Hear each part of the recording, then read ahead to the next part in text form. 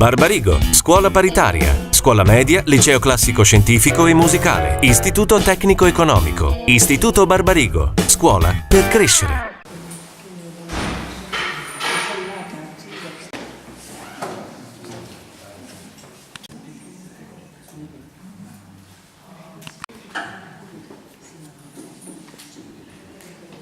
E quindi benvenuti a questo secondo appuntamento sulla figura del padre. Tra l'altro è significativa la data odierna perché il 13 di marzo è l'anniversario dell'elezione di Papa Francesco, che quest'anno noi intanto abbiamo iniziato, è arrivata anche il Presidente, si dice così, dell'associazione, quindi un anno dall'elezione di Papa Francesco che sta ridisegnando la figura del Papa, del papato, la presenza della Chiesa in un modo veramente inaspettato un anno fa, chi mai si sarebbe atteso, avrebbe immaginato che poteva succedere quello che è successo e sta succedendo. Qualcuno grida allo scandalo, qualche altro invece dice finalmente. In ogni caso stiamo assistendo a una riscrittura e questo penso sia un fatto molto importante. È vero che Papa Francesco poi è osannato a destra, a sinistra, tutti lo acclamano e questo forse confonde un po' le idee, perché è importante avere amici e consensi, però poi è importante, fondamentale anzi, dire il proprio pensiero senza reticenze, senza paura. Allora vedremo insomma come lo stile di questo Papa contribuirà al rinnovamento della Chiesa e alla vita del mondo in questa congiuntura così particolare che stiamo vivendo. Veniamo all'incontro di stasera, secondo appuntamento. Il titolo che ho scelto mette a tema tre figure, quella di Abramo, quella di Ettore e poi Giuseppe. Una appartiene alla mitologia, quella di Ettore, e due alla tradizione biblica, ebraico-cristiana. Vorrei fare tre premesse anzitutto. La prima, la volta scorsa, per chi c'era, ho cercato di elaborare, condividere qualche riflessione a partire dal disagio di un padre, ma in genere dicevo di un genitore, di un adulto, che fatica a creare comunicazione con un figlio, con i figli. E uno si domanda dove ho sbagliato, cosa ho fatto di male, dov'è il problema. E spero di essere riuscito a dare qualche indicazione, nel senso che il problema non è neanche la persona singola, non è neanche un fatto che riguardi gli ultimi 30 anni della storia, 40, 50, della storia dell'uomo o dell'Occidente in particolare. Ecco, stiamo vivendo una stagione che si pone come tassello che segue un arco estremamente ampio di cambiamenti, di mutazioni, di trasformazioni, senza ambizione. Ero comunque partito addirittura dal Cinquecento, no? Ricordate?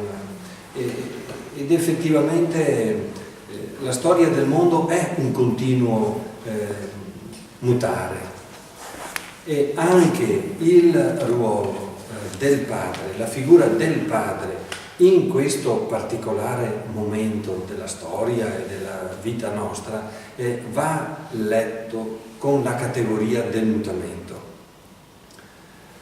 Oggi vorrei partire da un altro punto di vista, la prospettiva di un figlio che guarda al padre con delle attese, che si fa delle idee a proposito dei genitori e di quello che può ricevere dai genitori, dal padre in maniera particolare. Vedremo se riuscirò a mettere insieme qualche idea su questo. Una seconda premessa: si parla di crisi del padre, di evaporazione della figura paterna. Eppure vediamo come sia necessaria questa figura. Tanto si parla della crisi della figura paterna, altrettanto si avverte la necessità, un testo che non ho presentato, l'assente inaccettabile, come il titolo di quest'opera. Non ve l'ho presentato perché non condivido la maniera così fondamentalista, buonasera, di portare avanti il ragionamento, ma l'idea che emerge comunque da quel libro è che sì, la figura paterna è in crisi, ci sono tanti segni e nello stesso tempo si avverte il bisogno, la necessità che il padre ci sia e dia il proprio contributo per il processo di identità, il processo identitario del figlio.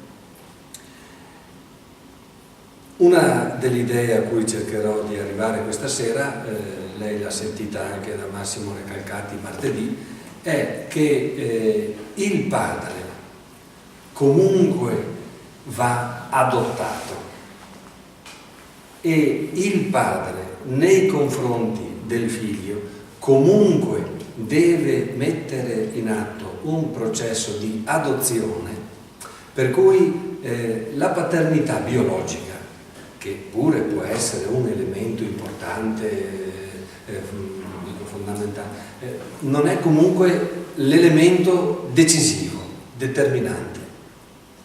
Può essere significativa, ma se manca un processo di adozione del figlio da parte del padre, e se il figlio non viene adottato dal padre, non scatta il meccanismo di cui adesso parleremo. Ecco, queste le premesse che volevo. Una terza e ultima premessa, soprattutto per quanto riguarda la figura di Ettore, attingiamo alla mitologia. La volta scorsa ci siamo salutati dicendo che quello che viviamo è non tanto il tempo di Edipo quanto piuttosto quello di Telemaco. Edipo è quello che è la persona che sente conflittuale il rapporto col padre, tanto da doverlo eliminare, uccidere, per ricavare il proprio spazio vitale. Telemaco invece è quello che si mette alla ricerca del padre e che intraprende un lungo viaggio, perché solo il padre può riportare ordine all'interno della reggia, può prendere in mano il timone della casa. Ecco, questo è un po' il tempo di Telemaco.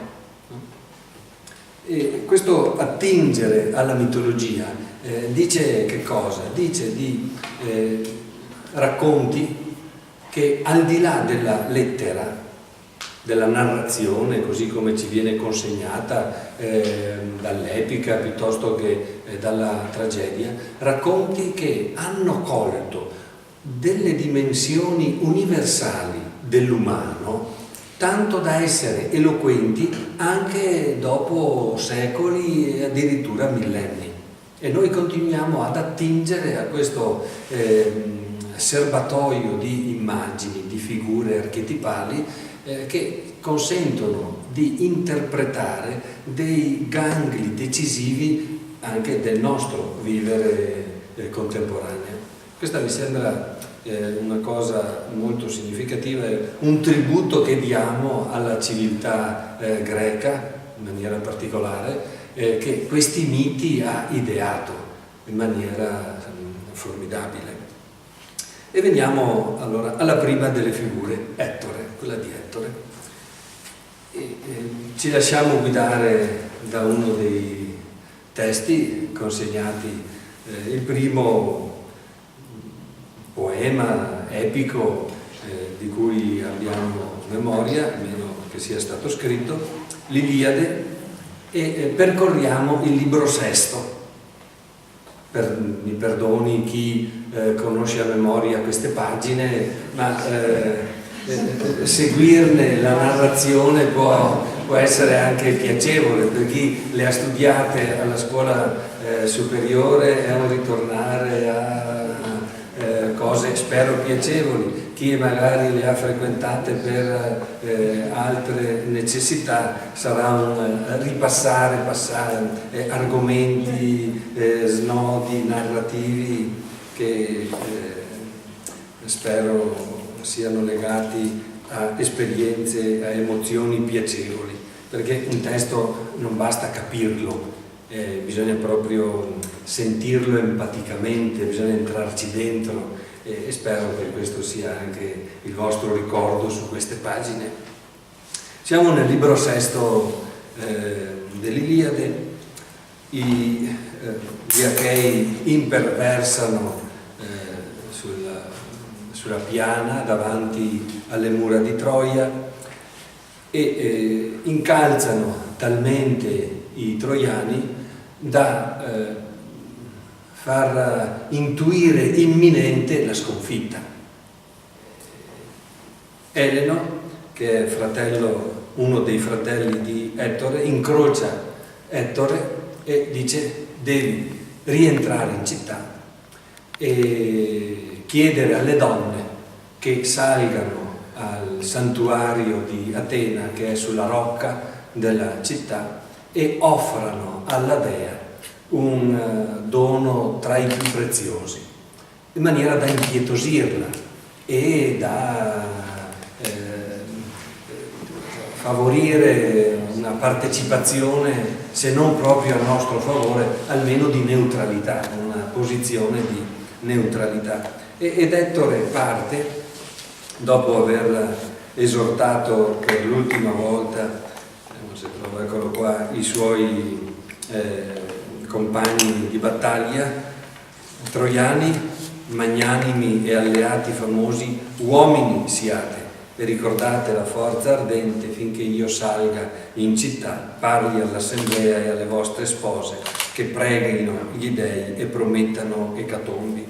E dopo la partenza di Ettore c'è una pausa narrativa, probabilmente serve per consentire a Ettore di percorrere la strada e entrare effettivamente in città, e dopo in questa pausa, che è abbastanza estesa, di per sé non fa parte dell'episodio che vi volevo presentare, ma dico ugualmente una parola, l'incontro tra Glauco e Diomede, che combattono uno da una parte, uno dall'altra, e che si riconoscono come ospiti.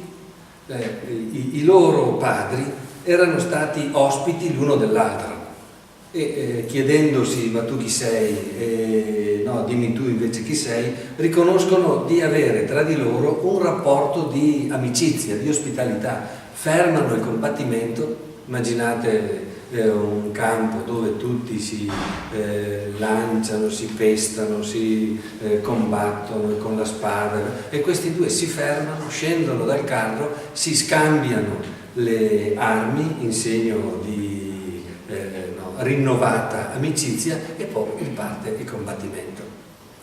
Il valore dell'amicizia, considerato come imprescindibile nel mondo antico, questo è il peso che ha il rapporto tra gli amici, no? Tanto da addirittura fermare un combattimento e consentire lo scambio di reciproci doni.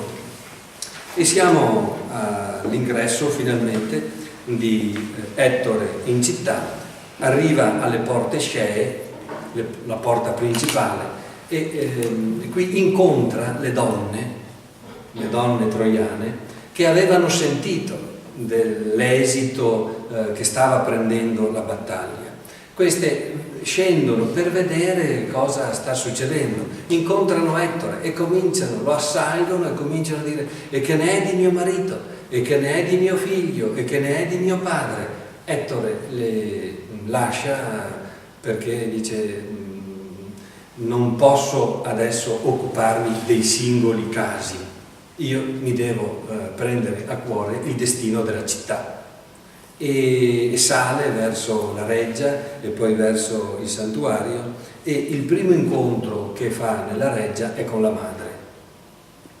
madre che come lo vede si commuove e cerca di convincerlo ad abbandonare la prima tentazione di Ettore, cerca di convincerlo ad abbandonare la battaglia.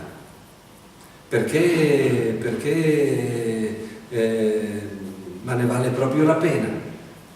Gli offre del vino, perché dice: il vino dà vigore all'uomo, gli restituisce forza, ed è esattamente quello che Ettore non vuole.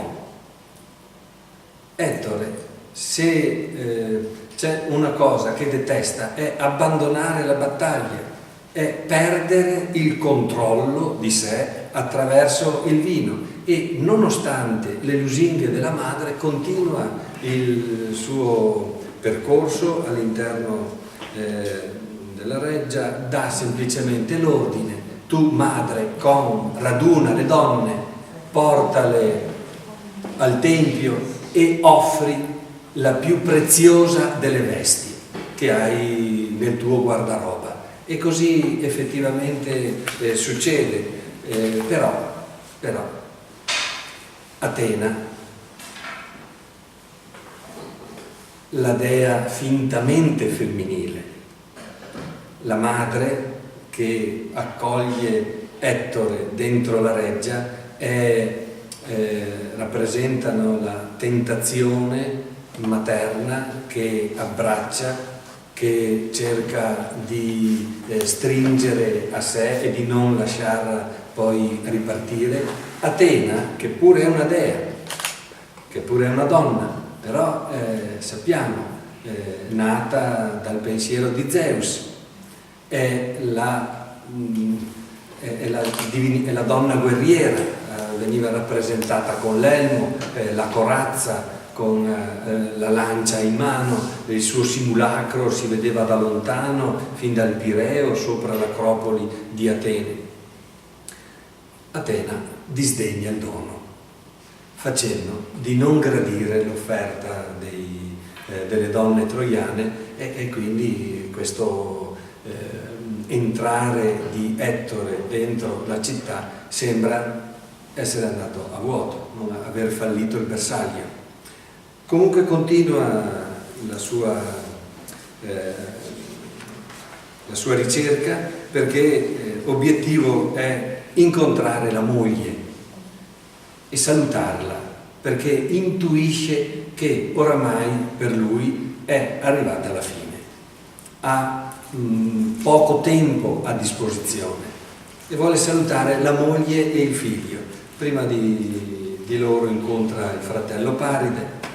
Il fratello Paride è un eroe da passerella, è intento a pulire le armi, lo trova in camera da letto intento a pulire le armi e dice: ma non ti vergogni, mentre tutti i troiani sono fuori a rischiare la vita, tu sei qua a pulire, a lucidare la corazza.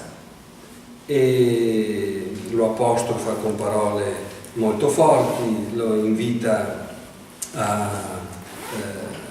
mettersi l'armatura e a scendere anche lui in campo accanto agli altri, 2 parole con Elena, e finalmente ecco l'incontro con la moglie alle porte scee. A Elena, prima di andare via, dice: mi raccomando, pensaci più a buttarlo fuori dalla camera da letto, perché questo altrimenti si dimentica di essere un soldato, di dover dare un contributo alla vita e alla sopravvivenza della città. Alle porte scee, uscito dalla reggia, finalmente trova la moglie e trova il bambino, ed è qua che noi adesso ci fermiamo, perché come già prima aveva tentato di fare la madre Ecuba, adesso è Andromaca a tentare, veramente tentare Ettore. Ettore non è tentato dall'ira come Achille. Achille è un eroe che viene travolto dall'ira, che finiti i lutti addusse agli Achei, ai Troiani. Non è l'ira il suo punto debole, non è neanche la voglia di novità, la curiosità, come per Odisseo, il quale ha sempre voglia di conoscere, di sapere, di sperimentare.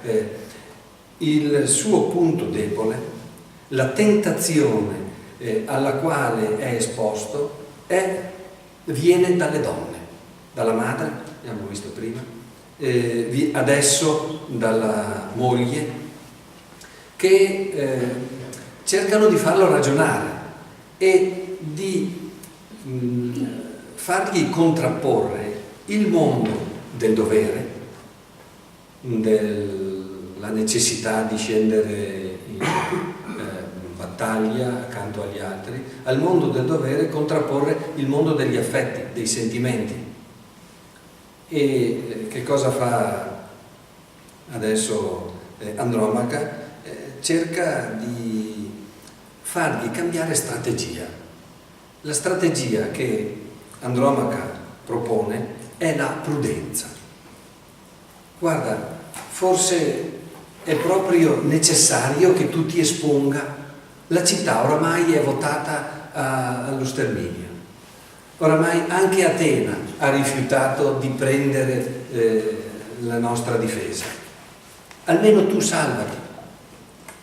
Salvati, cerca di mettere in salvo la tua famiglia e di mettere in salvo tuo figlio, che rappresenta il futuro.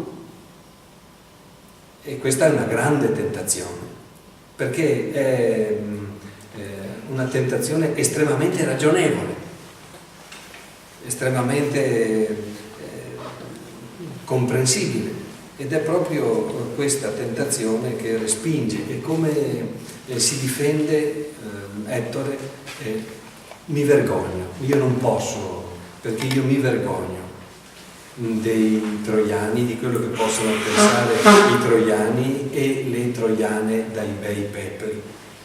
Ho vergogna di una scelta di questo tipo.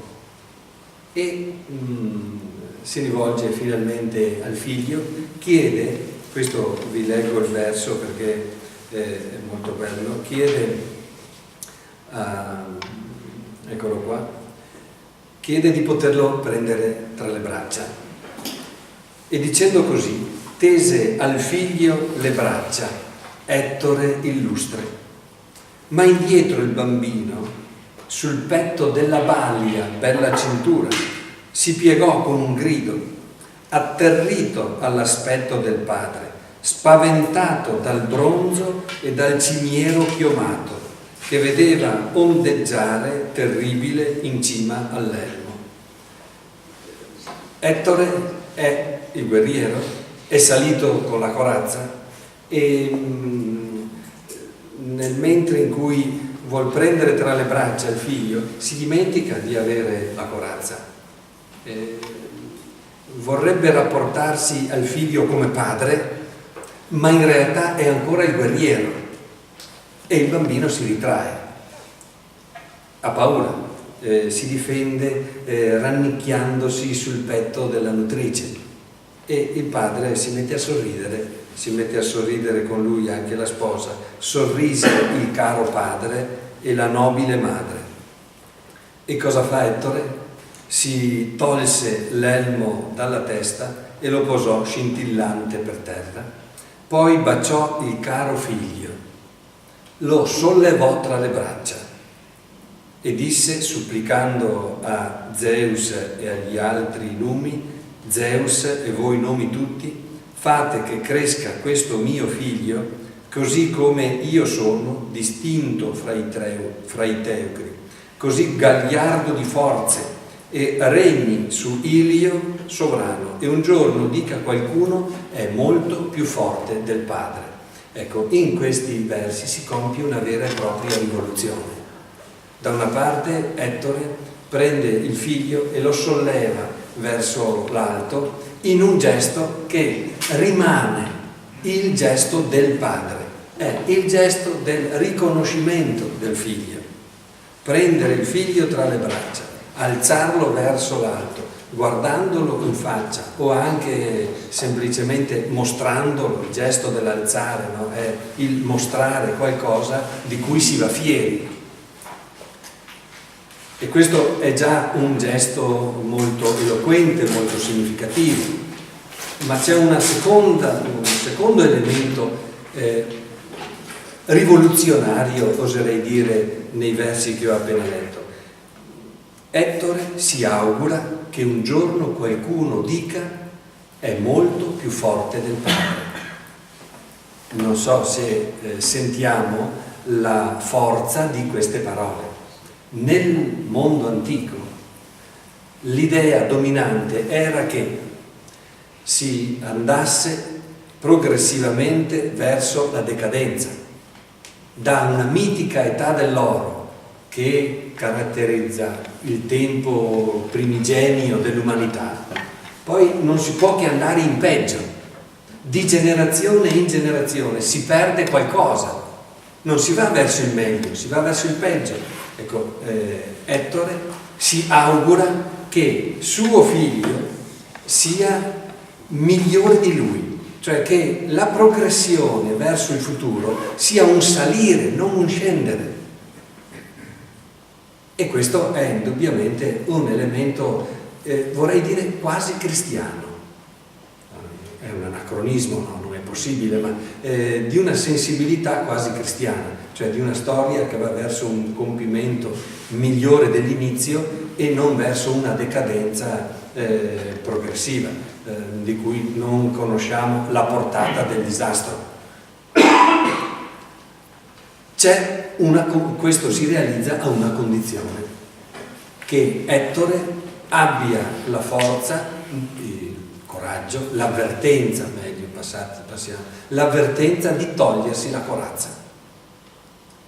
Se non si toglie la corazza, il figlio non si lascia prendere tra le braccia, non è possibile quel riconoscimento e neanche è possibile poi l'augurio espresso da Ettore nei confronti del figlio. E la corazza, sappiamo, non è solo quella che mettono i soldati.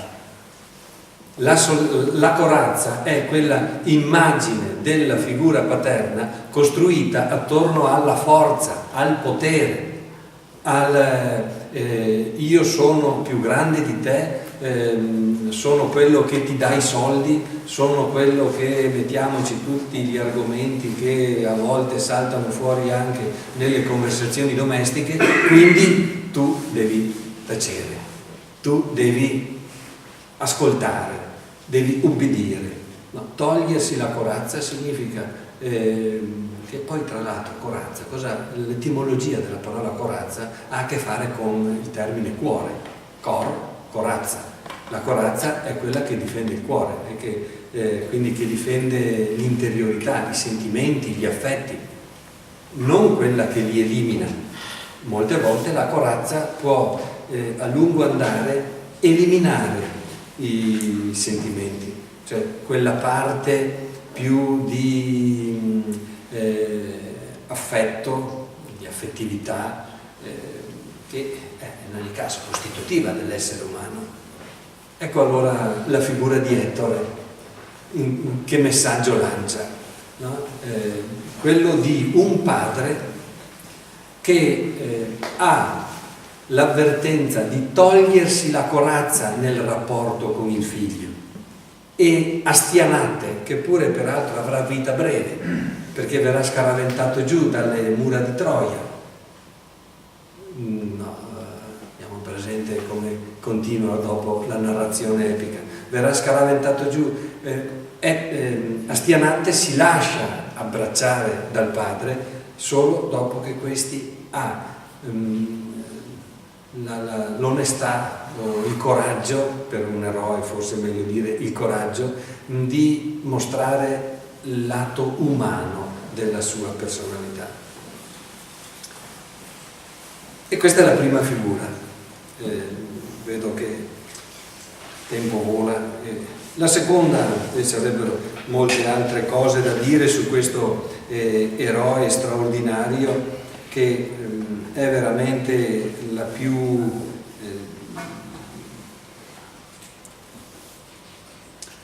singolare delle figure di eroe presente nell'Iliade.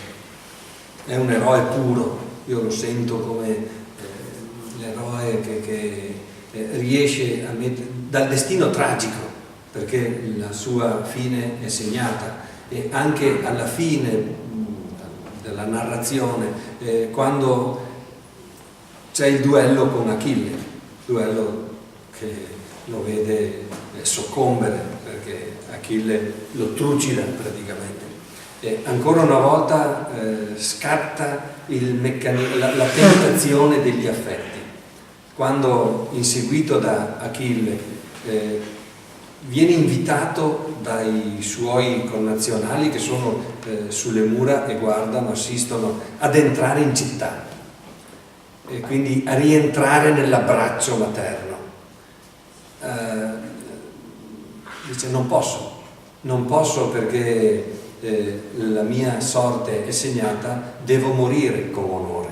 Quindi l'elemento eroico del soldato tutelato, difeso dalla corazza permane, e nello stesso tempo però c'è l'entrare in dialogo con questa dimensione, con questa parte, e lui poi va, affronta il suo destino, perché a suo figlio deve essere consegnata comunque l'idea di un padre che ha avuto il coraggio di affrontare anche la morte.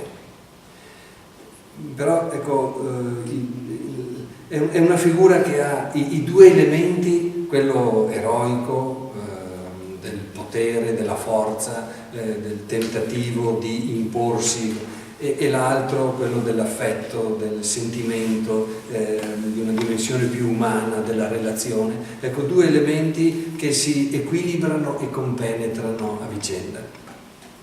Questa è la figura di Ettore. La figura di Abramo, secondo quadro, adesso questi di Abramo e di Isacco ve li voglio tratteggiare più brevemente perché immagino siano conosciuti, no? Un po' più di Ettore, forse se non altro da letture più recenti. Abramo, siamo nel libro della Genesi, al capitolo 22 della scrittura sacra. Dio gli chiede di lasciare la sua terra, di andare verso una patria che gli verrà assegnata, e gli promette una discendenza numerosa quanto le stelle del cielo, quanto i granelli di sabbia che ci sono lungo la spiaggia. E a un certo punto però si sente fare la richiesta di cui adesso leggiamo: Abramo, Abramo, e gli risponde: eccomi. E riprese: prendi tuo figlio, il tuo unigenito, va nel territorio di Moria e offrilo in olocausto su di un monte che io ti indicherò. Il territorio di Moria è probabilmente il monte su cui è stato poi costruito il Tempio di Salomone, che adesso è nella spianata delle moschee a Gerusalemme. La roccia su cui sarebbe dovuto avvenire il sacrificio era la roccia su cui poggiava il Santa Santorum del Tempio di Gerusalemme. E Abramo esegue l'ordine, non batte ciglio, non fa neanche un'obiezione. Si alzò di buon mattino, sellò l'asina, prese con sé 2 servi, il figlio Isacco, spaccò la legna per l'olocausto, si mise in viaggio verso il luogo che Dio gli aveva indicato. Il terzo giorno arrivano al posto indicato e Abramo chiede ai servi di fermarsi con l'asino in un certo punto. Lui e il ragazzo salgono in cima al monte. Prende la legna per l'olocausto, la carica sul figlio Isacco, prende il fuoco, il coltello e partono. Isacco chiede al padre: c'è la legna, c'è il fuoco, i conti non tornano, l'olocausto dov'è? Piccolo particolare, l'ironia, dobbiamo tornare a casa a prendere l'olocausto? E Abramo che dice: Dio stesso si provvederà l'agnello per l'olocausto, figlio mio. Proseguono, arrivano finalmente al punto e è qui che, dopo aver sistemato la legna, Abramo lega il figlio e sta per allungare la mano e ucciderlo. L'angelo del Signore interviene, lo blocca e sappiamo come va a finire. È un racconto molto breve, abbastanza costruito con 3 riquadri facilmente individuabili. Adesso l'ho letto velocemente, sono molto belli quei momenti di dialogo, ma anche tensione tra padre e figlio, desiderio del figlio di sapere e il padre che dà queste risposte evasive: ma vedremo, ma qualcosa succederà. Non so se avete visto il film Genesi di Olmi, un film vecchio perché è del 1994. A questo punto del film c'è una scena formidabile, perché quando Isacco è legato alla legna si gira verso il padre che è già con la mano alzata e sta per sferrare il colpo e gli fa una domanda: ma non c'è proprio niente che tu sia disposto a negare al tuo Dio? E Abramo si ferma un attimo e dice: no, niente. E poi basta, la scena si ferma. Ecco, che cosa ci dice del padre questa scena? E poi che cosa ci dice dell'attesa del figlio nei confronti del padre? Perché è questo l'approccio che noi cerchiamo di avere al testo.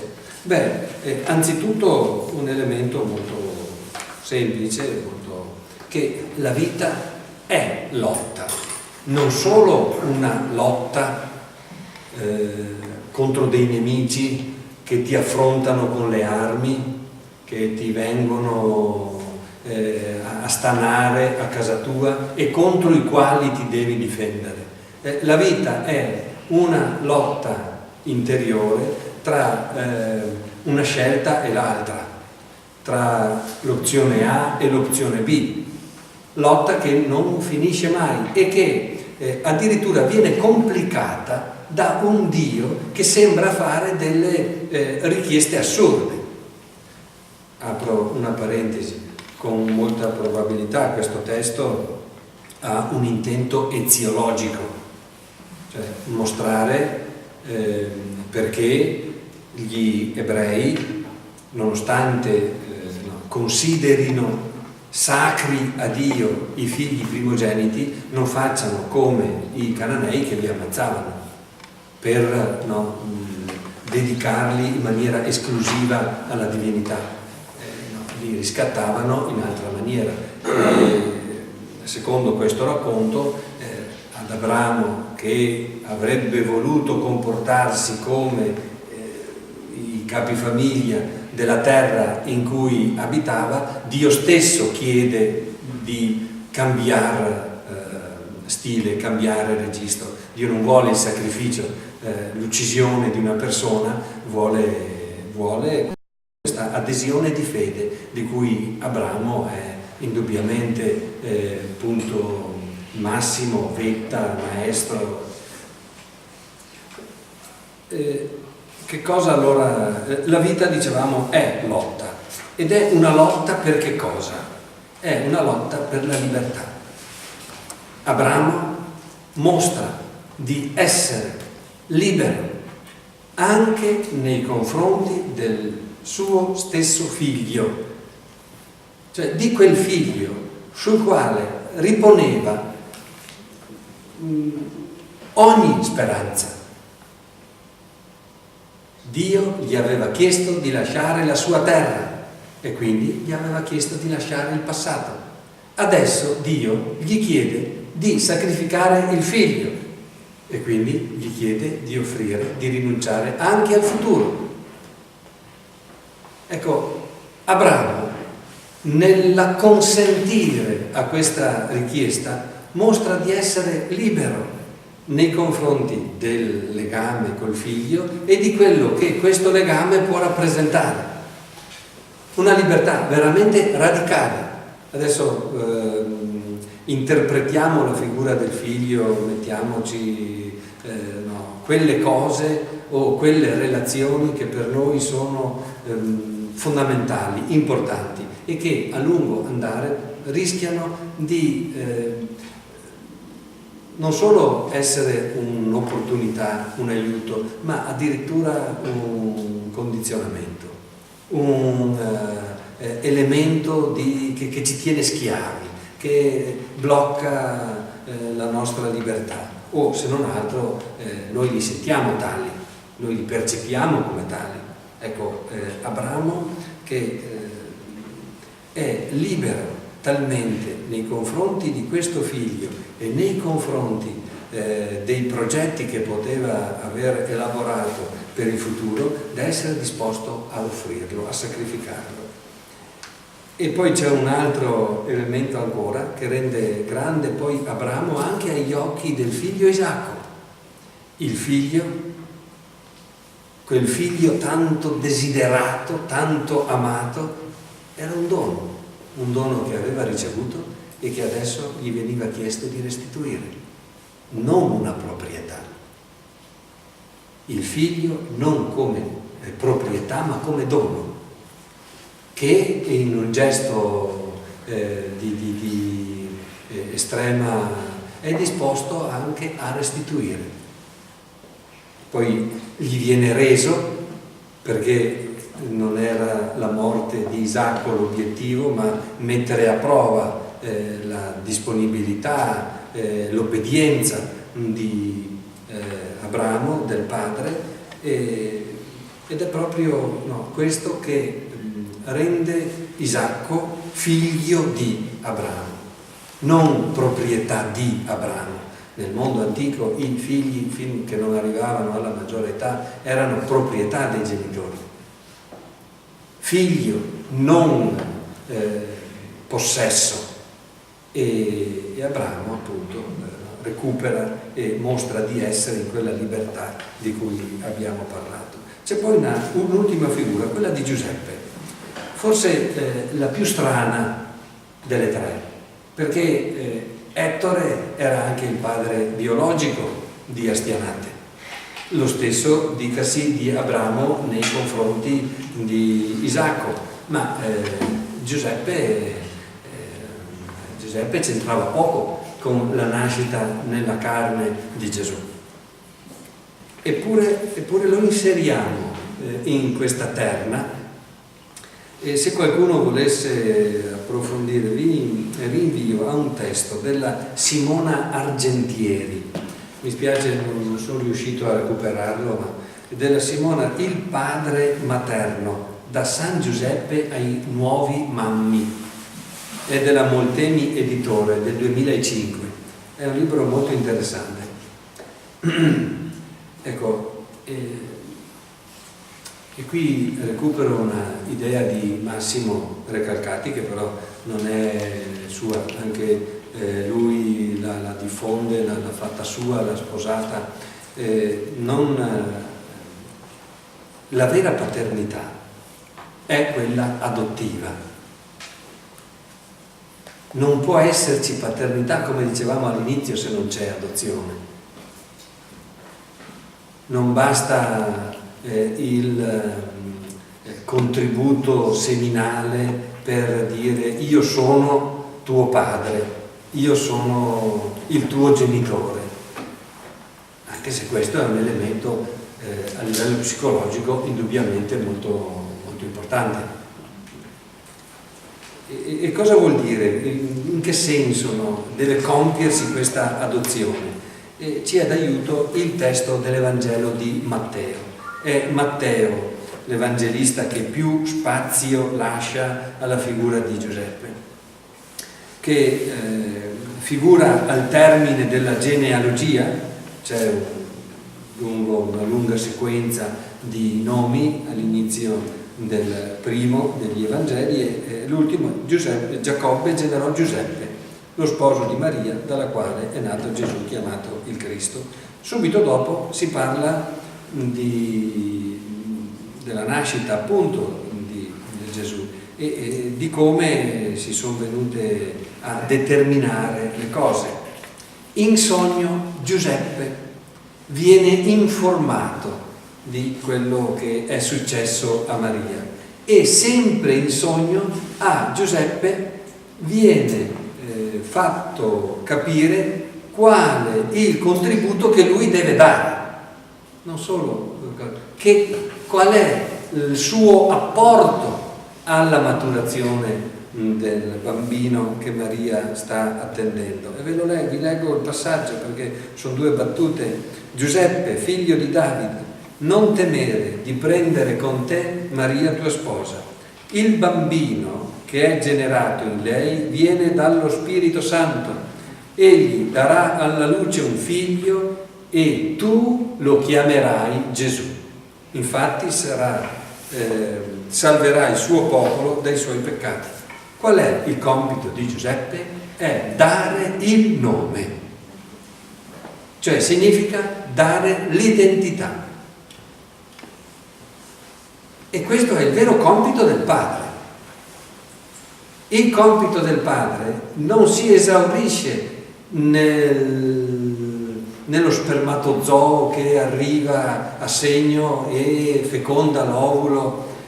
Il compito del padre è questo: dare il nome, aiutare una persona a trovare il proprio nome, quindi la propria identità, il proprio posto al mondo. E noi ci potremmo chiedere, senti, ma se poi leggiamo attentamente i Vangeli, Giuseppe non ha detto una parola. Dal Vangelo sappiamo di poche parole dette da Maria e non abbiamo nessuna parola detta da Giuseppe. Ecco, come possiamo capire il contributo dato da Giuseppe alla definizione dell'identità di Gesù? E se noi guardiamo al comportamento di Cristo, a come Gesù si è comportato, a come si relazionava alle persone negli anni della vita pubblica, possiamo capire che cosa ha respirato in casa. Adesso forse vale fino a un certo punto, ma un ragazzo prende le pecche, anche le cose belle, insomma, ma sono soprattutto le pecche che vengono dopo messe in evidenza della famiglia in cui vive. Ecco, guarda, tutto sua madre. No, ecco, guarda, esattamente come suo padre. Sei proprio, dicono che da anziani, no? Verso la fine dell'età matura, dell'età adulta e l'inizio dell'età più senile, di sapienza, prendiamo i comportamenti i difetti che detestavamo da giovani nei nostri genitori non so se sia proprio del tutto vero, però insomma abbastanza mi pare di vederlo. Quello che detestavamo nei genitori finiamo poi dopo non assumerlo e dire le stesse robe, comportarsi alla stessa maniera ed avere la stessa... Guardando quindi a Gesù possiamo effettivamente capire qual è stato il contributo che Giuseppe ha dato, e anche Maria, il clima domestico in cui è vissuto a Nazareth, e possiamo individuare almeno 5 contributi dati da Giuseppe alla maturazione della coscienza e dell'identità di Gesù. Anzitutto il primato di Dio, che ci riporta a quanto dicevamo prima a proposito di Abramo. Abramo che sente di essere il padre di Isacco e nello stesso tempo avverte di avere un padre sopra di sé, Dio, al quale non può negare nulla.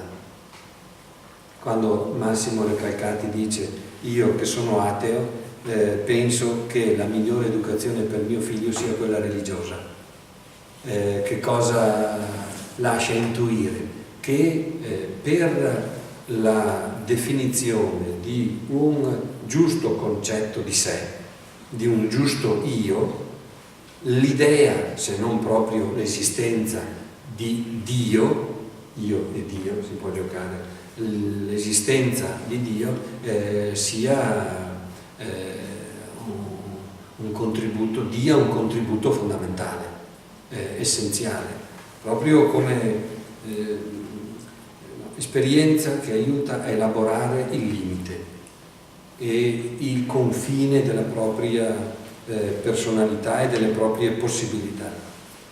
Il silenzio, Nazareth era avvolta nel silenzio, Gesù ama il silenzio, molte volte si ritrova in luoghi solitari e lì da solo, nel silenzio, non sempre e non solo pregava, guardava i campi, le messi biondeggianti, guardava le persone lavorare, i pescatori fare il loro mestiere, gli esattori delle tasse raccogliere, il silenzio come via di accesso al segreto del vivere, della vita e alla propria identità più profonda. E all'interno delle mura domestiche Gesù che cosa ha imparato? Un lavoro vissuto con equilibrio, con onestà, il senso del servizio, il rispetto delle cose altrui, la capacità di valorizzare anche il gesto di una donna che mette un po' di lievito dentro la pasta per preparare il pane del giorno dopo. A livello poi di relazioni fuori della famiglia, non dobbiamo dimenticare che poco lontano da Nazareth c'era Sepphoris, una cittadina abbastanza sviluppata, centro culturale, economico, anche artistico di grande rilievo, e lì vivevano romani, vivevano dei giudei, ma anche persone provenienti dalle regioni limitrofe, e Giuseppe vi si recava assieme a Gesù per lavoro, e dalla frequentazione dei luoghi, dei cantieri di Sepphoris, Gesù che cosa ha imparato? Ha imparato a rapportarsi con gli stranieri. Non so se avete presente quanta attenzione Gesù ha anche nei confronti dei non ebrei, la donna cananea per esempio, no? Che gli chiede di guarire la figlia che è malata da molto tempo. Dietro le parole c'è in Gesù uno stile di vita praticato e elaborato, fatto proprio grazie all'aiuto che Giuseppe gli ha dato. Non parliamo di come Gesù si è posto nelle feste, nella politica, e l'ultimo contributo dato da Giuseppe è il rapporto con il dolore e con la morte. Non sappiamo quando Giuseppe sia morto, probabilmente negli anni che Gesù ha trascorso a Nazareth, e la morte di Giuseppe ha costretto l'uomo Gesù, a elaborare il lutto della figura paterna e a convivere con la vedovanza della madre, e non si può crescere come uomini se non ci si confronta con l'esperienza della morte. Ecco le tre figure, no? Allora l'ultima, questa di un Giuseppe che apparentemente è il meno padre di tutti e che in realtà è quello che meglio di tutti assolve la funzione paterna, perché è veramente il padre, è l'uomo che accompagna il figlio ad assumersi le proprie responsabilità nel mondo. E vorrei concludere con un riferimento a un altro testo di Massimo Recalcati. Ne ho citato uno la volta scorsa, mi dispiace che di questo non ho neanche una copia. Elogio del fallimento, titolo, conversazioni sull'anoressia e disagio della giovinezza, al termine del libro, che non è proprio nato come sviluppo di un'idea per capitoli, è una raccolta di interviste, di articoli. Alla fine c'è proprio l'ultima voce, una testimonianza di come per lui il ruolo paterno sia stato interpretato non da suo padre, neanche da un altro degli uomini o dei maestri che ha intercettato nel corso della sua vita, ma da una donna. Perché la figura paterna, così come l'abbiamo tratteggiata, non è necessariamente legata al padre come appunto genitore biologico, ma è di colui o di colei che aiuta il soggetto, il figlio, la figlia, il giovane, a entrare dentro la vita con coscienza e responsabilità, consapevole del proprio limite, dei propri limiti, ma anche disposto a giocarsi su quel limite, esattamente come fa Ettore, che è consapevole che la morte lo attende, ma non può tirarsi indietro. E lo fa dopo aver lasciato libero sfogo ai sentimenti del cuore. Abbiamo visto, si toglie addirittura la corazza e se lo prende tra le braccia quel bambino e lo riconosce. Vi leggo soltanto un passaggio, perché penso che tutti noi avremmo piacere che si dicessero queste cose di noi, che i vostri figli, noi come insegnanti, che i nostri alunni, che potessero dire che in noi hanno trovato quell'aiuto, eccolo qua. Sei stata, parla di, era una sua insegnante, un insegnante peraltro che avevano mandato per fare una supplenza, che dopo invece lui ha voluto fermamente seguire, tanto da fare 2 anni in uno per andare nella classe dove questa insegnava, e poi insomma l'ha sempre seguita. Sei stata il terzo padre, cioè la madre, il figlio e la terza persona, il padre in teoria, la funzione paterna al di là, ma dobbiamo vedere.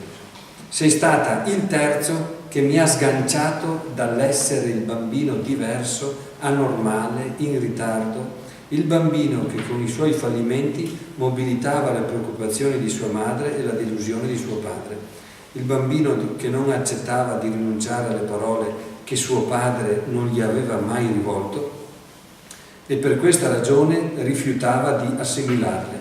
Eppure potevo adesso firmare col mio nome delle parole che avevo generato, perché era andata ad assistere a una sua rappresentazione teatrale, una roba scritta da Massimo. Non è forse questa la funzione che Lacan attribuisce al nome del padre? La funzione di dire sì alla separazione dall'altro, alla separazione, dall'identificazione all'altro. Giulia non è stato forse per me il nome di questa funzione, è stato proprio così. Il nome di questa funzione ha avuto per me il nome di una donna. E spero con questa conclusione di non avervi confuso le idee.